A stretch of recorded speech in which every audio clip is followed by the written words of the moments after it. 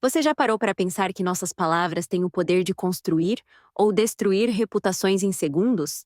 No século XVIII, um jovem teólogo já havia percebido esse poder e criou um método revolucionário para lidar com isso. Back to a place where I felt at home. Take me back to a day when we weren't alone. Take me back to an age when the world felt small.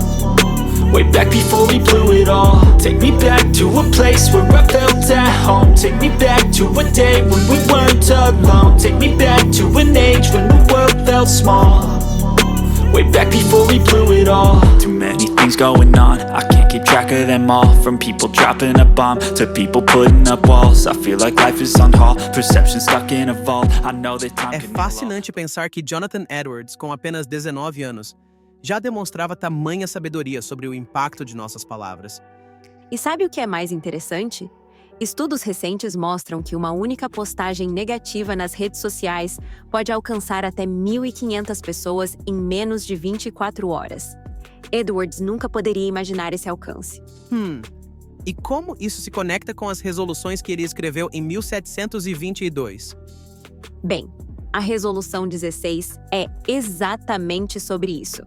Edwards estabeleceu um princípio que ele chamou de nunca falar mal de ninguém.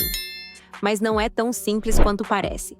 Ele adiciona várias camadas de complexidade. Me conta mais sobre essas camadas, porque isso parece muito mais profundo do que um simples não fale mal dos outros. Então, ele estabelece 3 critérios específicos. Primeiro, não afetar a honra da pessoa. Segundo, não distorcer a verdade nem para mais nem para menos. E terceiro, esse é crucial, só falar algo potencialmente negativo se trouxer um benefício real. E quando pensamos que hoje em dia 78% das pessoas admitem já ter compartilhado informações negativas sobre alguém sem verificar a veracidade, Nossa, isso é assustador. E sabe o que torna essa resolução ainda mais poderosa? Edwards estabeleceu um sistema prático. Ele se comprometeu a reler suas resoluções toda semana.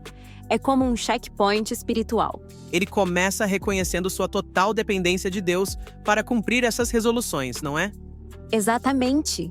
E estudos modernos de psicologia comportamental confirmam que reconhecer nossas limitações é o primeiro passo para qualquer mudança significativa. Edwards estava à frente de seu tempo. E como você acha que podemos aplicar isso no contexto das redes sociais? Olha, eu pensei em 3 passos práticos. Primeiro, esperar 24 horas antes de postar algo negativo sobre alguém. Segundo, perguntar se o que vamos compartilhar traz algum benefício real. E terceiro, considerar o alcance potencial daquela informação. Isso me lembra muito o que Tim Keller fala sobre ética digital, que nossas palavras online têm um peso ainda maior por causa da permanência. E tem mais. Um estudo da Universidade de Stanford mostrou que comentários negativos online têm 63% mais chance de serem compartilhados do que os positivos. É como se tivéssemos um viés natural para a negatividade. Nossa, então a resolução de Edwards é ainda mais relevante hoje do que era no século XVIII. Sem dúvida. E sabe o que é mais impressionante?